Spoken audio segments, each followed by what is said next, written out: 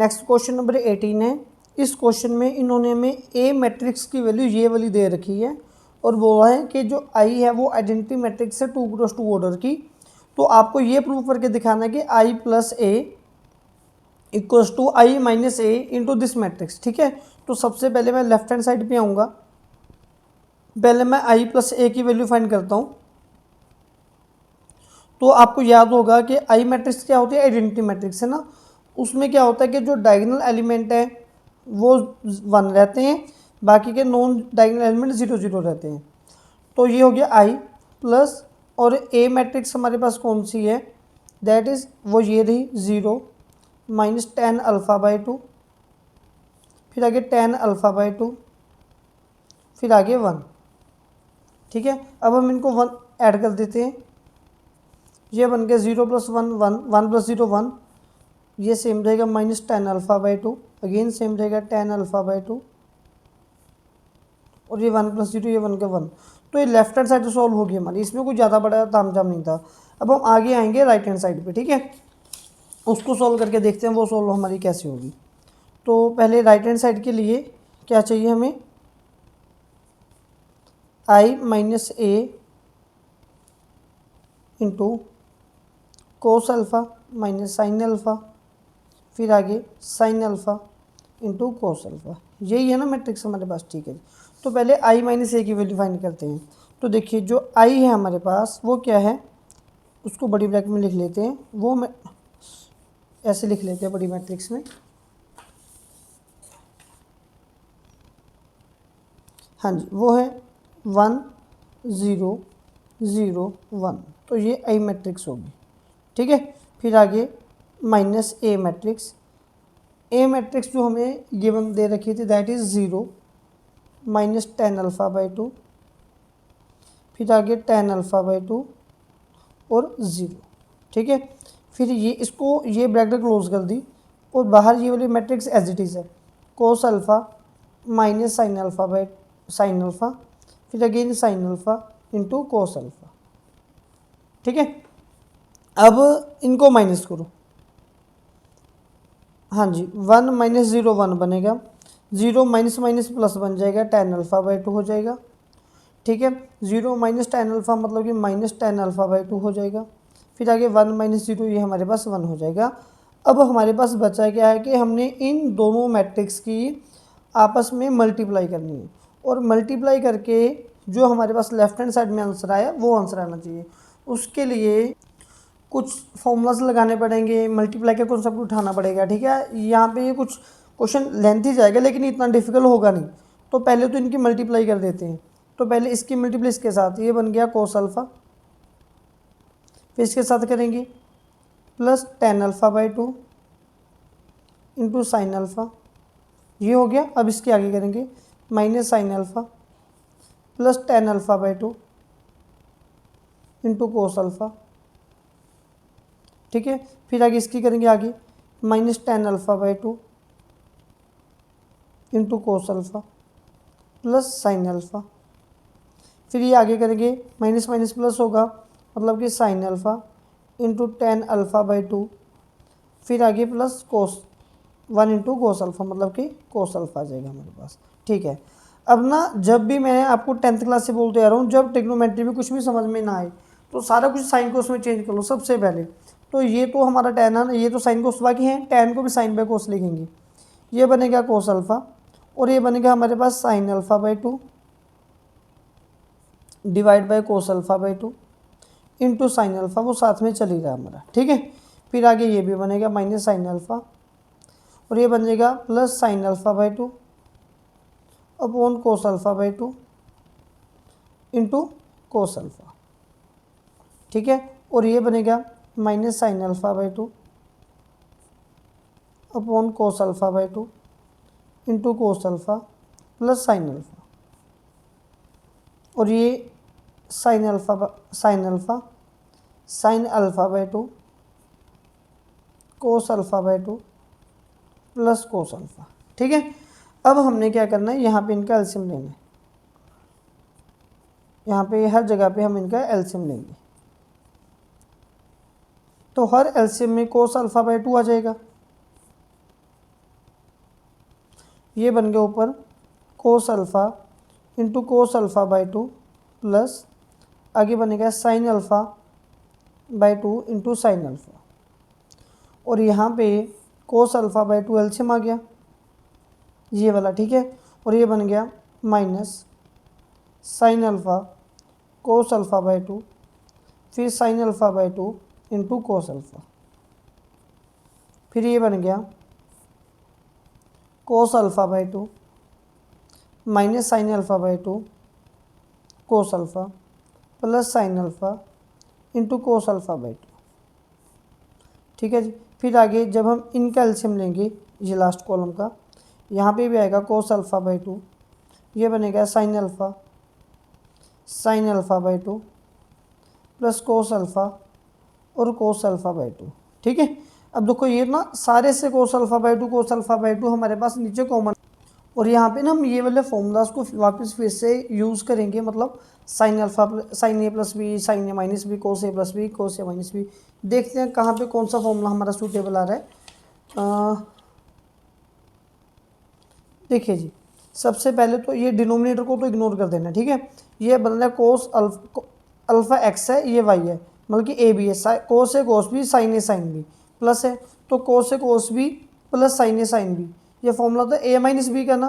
तो यहाँ पे हमारे पास ए है अल्फ़ा, बी है अल्फ़ा बाई टू, तो ये ऊपर बनेगा हमारे पास सबसे पहले कोस ए माइनस बी है ना, कोस alpha minus alpha by to मतलब कि ए माइनस बी, तो डिवाइड में तो कोस अल्फ़ा बाई टू चल ही रहा है, वो चलेगा ऐसे।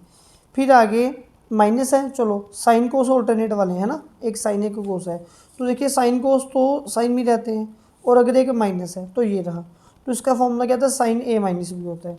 तो ये साइन आप मान लो ए है, ठीक है, ये बी है, तो इसका ही फॉर्मूला हमारे पास क्या आएगा, हाँ तो ये ए है ये बी है, ये वाला ए है क्योंकि जो पॉजिटिव होता है आगे वाला वो ए होता है, पीछे वाला बी होता है, फिर नेगेटिव के जो आगे होता है वो बी होता है हमारे पास, तो मतलब कि अल्फ़ा बी है, तो ये बनेगा हमारे पास sine A minus B again upon cos alpha by two है ये। अब वापस यहाँ पे आके देखेंगे, ठीक है, ये फिर से बनेगा हमारे पास sine alpha by two minus alpha upon cos alpha by two, फिर ये बनेगा हमारे पास साइन ए साइन बी, फिर ये सेम फॉर्मूला है ना, ये तो रिपीट ही हो रहा है, बल्कि कोस alpha minus alpha by two upon cos alpha by to, ठीक है जी। अब देखो कोस alpha minus alpha by to मतलब कि कोस अल्फ़ा बाई टू बनेगा, ये बन गया cos alpha by two upon cos alpha by to, इनकी कटिंग भी हो जाएगी, ये बन गया again sine alpha by two upon cos alpha by to, इनकी ये टेन रहेगा है ना, तो ये बनेगा साइन माइनस का अल्फ़ा बाई टू, और साइन के अंदर माइनस बाहर आ जाता है, और ये बनेगा कोस alpha by two upon cos alpha by to, इनकी भी कटिंग होगी, तो ये बन गया ऊपर वन हमारे पास, ठीक है, इसके नीचे कोस अल्फ़ा बाई टू था minus tan alpha by to, और ये भी बन गया टेन अल्फ़ा बाई टू, और ये बन गया वन हमारे पास। ये राइट हैंड साइड को सॉल्व करके आया ना। अब देखो यहाँ से लेफ्ट हैंड साइड में जब हमने सॉल्व किया था तब भी तो यही आना चाहिए था, one minus tan alpha by to tan alpha by to one, अब ये दोनों इक्वल आ गए, तो इसका मतलब हम क्या लिखेंगे, which is equal to left hand side, मतलब कि हैंस प्रूव, ये हमारा क्वेश्चन प्रूव हो गया। नेक्स्ट क्वेश्चन नंबर 19 है हमारे पास, ये थोड़ी वर्ड प्रॉब्लम है क्वेश्चन काफ़ी आसान। इस क्वेश्चन में वो बोल रहे हैं हमें a trust fund has ₹30,000 must be invested in the two different types of bonds, मतलब कि कोई भी एक बंदा जो ट्रस्ट है वो कुछ उसके पास फंड है, उसके पास टोटल पैसे कितने हैं, 30,000 रुपये का उसके पास टोटल अमाउंट है, ठीक है, 30,000 रुपये का टोटल उसके पास अमाउंट है। फिर ये हमें बोल रहे हैं कि वो उसको ना टू टाइप्स के बॉन्ड में इन्वेस्ट करना चाहता है, मतलब कि दो अलग अलग लोगों के पास वो इन्वेस्ट करना चाहता है। द फर्स्ट बॉन्ड पे 5% इंटरेस्ट रेट पर ईयर, जो पहला बंदा है उसको जो इंटरेस्ट रेट देगा वो 5% के हिसाब से देगा एक साल के लिए, जो दूसरा बंदा है वो 7% के हिसाब से देगा, ठीक है, 7% के हिसाब से दे रहे हैं, मतलब कि ये 30,000 को वो कुछ इस हिसाब से डिवाइड करना चाहेंगे, कुछ हिस्सा 5% तो यहाँ से ब्याज मिल रहा है, 7% यहाँ से ब्याज मिल रहा है, कुछ पैसे यहाँ पे इन्वेस्ट करने हैं, कुछ पैसे यहाँ पे इन्वेस्ट करने हैं, ठीक है। आगे कंडीशन है कि using matrix multiplication, matrix method को यूज़ करके डिटरमाइन हाउ टू डिवाइड ₹30,000, 30,000 को कैसे डिवाइड किया जाए among the two types of bond, इन दोनों टाइप्स के बॉन्ड्स में इसको कैसे डिवाइड किया जाए। If the trust fund must obtain an annual total interest of, या तो उसको 1,800 रुपये मिले टोटल, या उसको 2,000 रुपये मिले। मैं क्वेश्चन समझा दूँ आपको पहले आसानी से। इसमें बोला क्या जा रहा है, वो हमें बोल रहे हैं कि वो बोल रहे हैं कोई भी एक ट्रस्ट है या कोई भी एक, आप मान लो एक पर्सन है, उसके पास कुछ अमाउंट है, ठीक है, 30,000 रुपये उसके पास अमाउंट है, ठीक है। वो 30,000 रुपये को ये दो अलग अलग लोगों के पास जाके इन्वेस्ट करना चाहता है। पहला बंदा बोल रहा है कि सर मैं आपको 5% इंटरेस्ट पे करूँगा, हमारी ये पॉलिसी है। दूसरा बंदा कह रहा है कि मैं 7% पे करूँगा। अब इन्वेस्ट भी दोनों के पास कुछ ना कुछ पैसे करने हैं, 10,000 यहाँ पे, 20 यहाँ पे, 5 यहाँ पे, 25 यहाँ पे, ठीक है। कैसे भी करके वो सारे दोनों में डिवाइड करना है, टोटल 30,000 डिवाइड करना है। लेकिन इसके पास जो एंड में जो इंटरेस्ट बनेगा ना, वो ₹1,800 बनना चाहिए फर्स्ट पार्ट के अकॉर्डिंग, ठीक है। तो आप पहले ये मान लो कि वो इसको 30,000 रुपये से अगर यहाँ पे वो 10,000 रुपये इन्वेस्ट कर रहा है, तो यहाँ पे कितनी होंगी 20,000। अगर यहाँ पे 15,000 करेगा तो यहाँ पे 15,000 करेगा, यहाँ पे 20,000 करेगा तो यहाँ पे 10,000, क्योंकि टोटल तो 30 ही बनना चाहिए ना। अगर वो यहाँ पे X रुपीज़ अपने फंड रेज कर रहा है, तो यहाँ पे कितना बचेगा, 30,000 माइनस X बचेगा। तो हम पहले यहाँ पे इसको ऐसे ही सेलेक्ट करते हैं कि ये क्वेश्चन नंबर है हमारे पास 19 ना, 19 है। तो पहले हम लिखेंगे let amount invest in first bond, ठीक है, ₹X। Then in second bond में कितना बचेगा, 30,000 माइनस X रुपीज़ बचेंगे। यही है ना कंडीशन, तो हमारी 30,000 ही थी, ठीक है जी। नाउ अब अकॉर्डिंग टू क्वेश्चन, ठीक है, पहले हमें उन्होंने क्या बोल रखा है फर्स्ट पार्ट में, पहले मैं ये लिख लेता हूँ, ठीक है, कि जो हमारे पास टोटल इंटरेस्ट रेट है वो 1,800 आना चाहिए, ₹1,800 आना चाहिए, ठीक है। नाउ अकॉर्डिंग टू क्वेश्चन, अगर मैं देखिए फर्स्ट शॉप पे गया, X यहाँ पे रख दिया, इतना अमाउंट यहाँ पे रख दिया, तो दूसरी पे रखने के लिए मेरे पास तो इतना ही अमाउंट बचेगा 30,000 माइनस X, ठीक है। ये एक ही एलिमेंट है। अब पहली दुकान से मुझे मिलेगा 5% इंटरेस्ट रेट, दूसरी से मिलेगा 7% इंटरेस्ट रेट।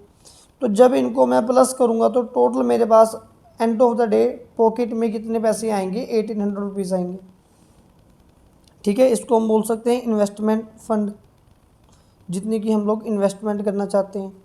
ये हमारे पास है एनुअल रेट ऑफ इंटरेस्ट, ठीक है, एनुअल इंटरेस्ट रेट है ना। और ये हमारे पास आएगा फाइनली जो इंटरेस्ट आए।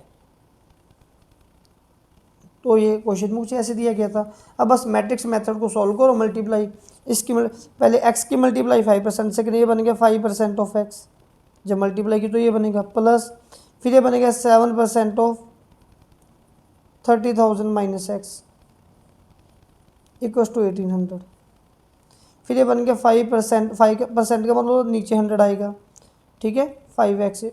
ये बनेगा 7/100 मल्टीप्लाई 30,000 माइनस x। अब ये जो 100 कॉमन आना, इसको वहाँ पे जाके हम मल्टीप्लाई करें, ये बन गया 5x plus 7 into 30,000 minus x upon 100। पहले इसका यहाँ पे हमने एलसीएम लिया,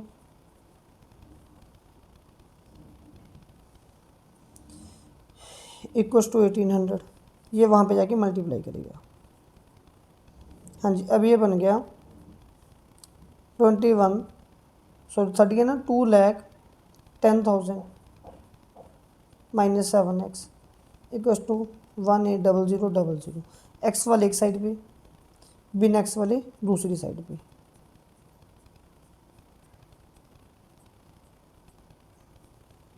ये बनेगा -2x हमारे पास, 1,80,000, 2,10,000 माइनस 30,000, माइनस माइनस कैंसिल, तो x आ गया ₹15,000।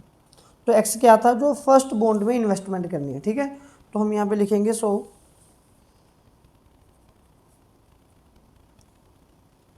जो वो फंड रेट है, चाहे जो भी बंदा है ना, ठीक है,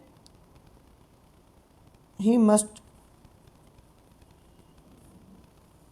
फंड इन फर्स्ट बॉन्ड ₹15,000, ठीक है। और सेकंड बॉन्ड में कितने थे, 30,000 माइनस एक्स थे, है ना, 30,000 माइनस एक्स, तो एक्स 15,000 है, तो वो क्या बनेगा 30,000 माइनस 15,000, तो उसमें भी 15,000 ही आएंगे। तो ये तो था हमारा फर्स्ट पार्ट। सेकंड में उन्होंने बोला था कि अब उसको 2,000 रुपये मिलने चाहिए, तो वो भी सेम ही हमारा ऐसे ही रहेगा जैसे ये क्वेश्चन हमने यहाँ पे किया, ठीक है। तो उसमें भी बस हम ये लिखेंगे कि एक्स 30,000 माइनस एक्स, लेकिन जो टोटल इंटरेस्ट रेट है, ठीक है, मैं यहाँ से चेंज कर रहा हूँ, टोटल इंटरेस्ट रेट कितना आ जाएगा, टोटल इंटरेस्ट आ जाएगा 2,000 आना चाहिए। तो अकॉर्डिंग टू क्वेश्चन क्या बनेगा, पहले तो एक्स 30,000 माइनस एक्स, फिर आगे 5%, 7%, लेकिन यहाँ पे टोटल चाहिए 2,000, वो सेम बनाना है टेबल यहाँ पे, ठीक है, जो जो जो हमने यहाँ पे लिखा था कि इन्वेस्टमेंट है, ये एनुअल रेट है, ये इंटरेस्ट है, वो यहाँ पे ऐसे लिखेंगे हम। अब मल्टीप्लाई करेंगे 5% of x plus 7% of 30,000 minus x, ये बनेगा 5/100 इंटू एक्स, बन गया 7/100 इंटू 30,000 माइनस एक्स 2,000। तो ये 100 एलसीएम आएगा, वहाँ पे जाके मल्टीप्लाई करके जैसे हमने पहले करवाई है, तो बन गया 5x, और ये बन गया 2,10,000 माइनस 7x, और ये बन गया 2 लाख, ठीक है जी। अब x वाली साइड -2x, दूसरी तरफ जाएंगे, 2 लाख माइनस 2,10,000, तो ये बन गया -2x माइनस 10,000, x आ गया 5,000।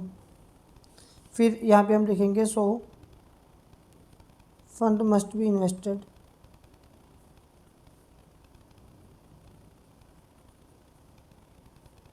In bond 1, in first bond 5,000, तो सेकंड में कितने आएंगे, ठीक है, 30,000 माइनस 5,000, मतलब कि 25,000। तो ये हमारे पास ऐसा सॉल्यूशन बनना चाहिए। नेक्स्ट आगे हमारे पास 20th क्वेश्चन है। इस क्वेश्चन में बोल रहे हैं the book shop of a particular school, किसी स्कूल की कोई खास बुक शॉप है, हैज़ 10 डजन केमिस्ट्री बुक्स, उसके पास 10 डजन केमिस्ट्री बुक्स हैं, 8 डजन फिजिक्स बुक हैं, 10 डजन इकोनॉमिक्स बुक्स हैं। देयर सेलिंग प्राइसेस आर, उनके जो सेलिंग प्राइस है हमारे पास वो 80 rupees, 60 rupees and 40 rupees respectively पर ईच है, ठीक है, सब एक एक बुक की इतने इतना कॉस्ट है। Find the total amount the book shop will receive from selling all the books using matrix algebra. आपने ये फाइंड करना है कि जब सारी की सारी बुक्स सेल हो जाएंगी तो उसके पास कितने पैसे आएंगे, और मैट्रिक्स अलजेब्रा को साथ में यूज़ करना है, ठीक है। तो ये काफ़ी आसान है। तो सबसे पहले तो हम इसको ऐसे लेट करने की कोशिश करते हैं, जो इसका टेबल बनता है ना हमारे पास, पहले हम लिखेंगे लेट नंबर ऑफ बुक्स। तो कौन कौन सी बुक्स थी हमारे पास यहाँ पे, एक बुक है हमारे पास सबसे पहले 10 डजन केमिस्ट्री की, तो पहली बुक आएगी केमिस्ट्री, ठीक है, फिर आएगी फिज़िक्स, फिर आएगी इकोनॉमी की। तो ये ना डोजन में लिखी हुई हैं, तो कॉस्ट पर यूनिट के हिसाब से है, तो इसलिए इसको उससे हिसाब से चेंज करना पड़ेगा। 1 डोजन में 12 होते हैं, तो 10 डोजन मतलब कि 10 × 12, ठीक है। फिर आगे जो फिजिक्स वाली बुक्स है हमारे पास वो 8 डोजन है, मतलब कि 8 × 12। इकोनॉमिक्स वाली 10, इकोनॉमिक्स वाली भी 10 ही है, वो भी 10 × 12, ठीक है। ये हमारे पास ये मैट्रिक्स आ गई। फिर आगे हम लिखेंगे इनकी कॉस्ट या एसपी, सेलिंग प्राइस। तो वो क्या दे रखा था, 80, 60 एंड 40 रुपीज़। तो जो टोटल अमाउंट बनेगा उसको लेट कर लेते हैं हम लोग एक्स, ठीक है, इसको लिखेंगे टोटल अमाउंट। बस यही तो हमें फाइंड करना है कि टोटल अमाउंट कितना आएगा। अब ये बन गया पहले हमारे पास 120, 96, फिर आगे आ गया 120, फिर ये बन गया 80, 60 40 और ये बन गया इक्वल टू एक्स। अब आगे हमने इनकी मल्टीप्लाई करनी है, ठीक है। पहले बनेगा 1200 और 120 into 80 plus 96 into 60 plus 120 into 40 equal to rupees X. जब इसकी मल्टीप्लाई करेंगे 12,000, पहले तो हमारे पास 96 बनेगा, 00। जब हम इसकी मल्टीप्लाई करेंगे तो 576 बन जाएगा लगभग,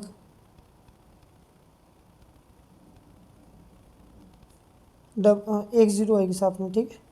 फिर 48 00 इक्वल टू एक्स। अब इनका प्लस करते हैं, तो जब इनको प्लस करेंगे 2160 इक्वल टू एक्स, तो फाइनली उसके बाद लास्ट में इतने पैसे आ जाएंगे, ठीक है जी। आगे क्वेश्चन नंबर 21 हमारे पास, ये एमसीक्यू है, इसको मैं रफली ऐसे करवा रहा हूँ। ये बोलते हैं assume X Y Z W and P R matrix, कुछ मैट्रिक्स 5 हैं जिनके ऑर्डर्स इन्होंने रिस्पेक्टिवली हमें यहाँ पे दे रखे हैं, और आपको चूज़ करने के कौन सा ऑप्शन यहाँ पे सूटेबल रहेगा। तो पहले तो सबसे फिलहाल मैं ये जो मैट्रिक्स है ना, इनके ऑर्डर्स लिख लेता हूँ। मैट्रिक्स के नेम कौन कौन से थे हमारे पास यहाँ पे,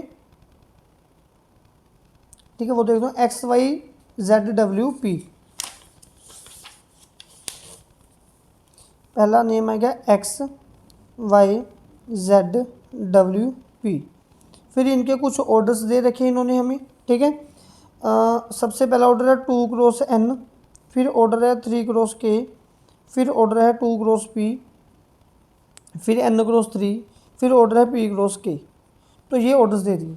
इसके बाद ही हमें बोल रहे हैं कि आपने एक रिस्ट्रिक्शन बतानी है एन के पी के ऊपर क्या आएगी, कि अगर P Y and W Y define हो जाए, मतलब कि हम डिफाइन किससे करना चाहते हैं, P Y and W Y को, ठीक है। P Y plus W Y को हम लोग डिफाइन करना चाहते हैं।